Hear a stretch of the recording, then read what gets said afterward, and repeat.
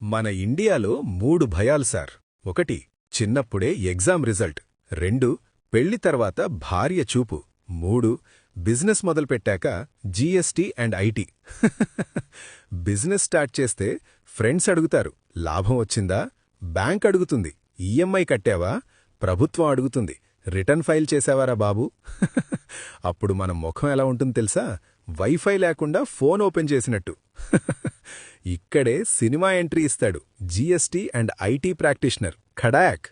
Background మ్యూజిక్తో don't worry sir నేనున్నాను అంటాడు. జీఎస్టీ రిజిస్ట్రేషనా? ఈయన చేతిలో ఆధార్ కార్డు కూడా శాల్యూట్ చేస్తుంది. నెలవారీ రిటర్న్సా?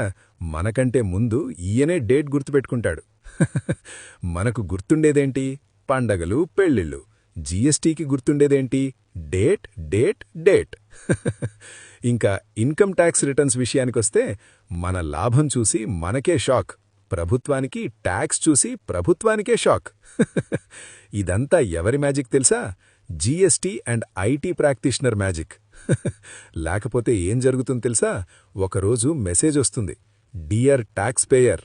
ఆ మెసేజ్ చూసి మన హార్ట్ బీట్ జీఎస్టీ రేట్లో పెరుగుతుంది. నోటీస్ వస్తే బీపీ పెరుగుతుంది, బీపీ పెరిగితే డాక్టర్ వస్తాడు, డాక్టర్ వస్తే బిల్లొస్తుంది, బిల్లొస్తే మళ్ళీ ట్యాక్స్. ఇదొక ట్యాక్స్ చక్రవ్యూహం సార్. కాబట్టి sir, GST and IT practitioner అంటే పన్నుల ప్రపంచంలో మనకి ఉన్న bodyguard plus fire engine plus ambulance. Business చెయ్యాలి, శాంతిగా నిద్రపోవాలి, నోటీస్ చూసి హార్ట్అటాక్ రాకూడదు అంటే జీఎస్టీ అండ్ ఐటీ ప్రాక్టీషనర్ మీ ఇంట్లో ఒక మెంబర్ లాంటివాడు. Bomber over funny one liners use anywhere.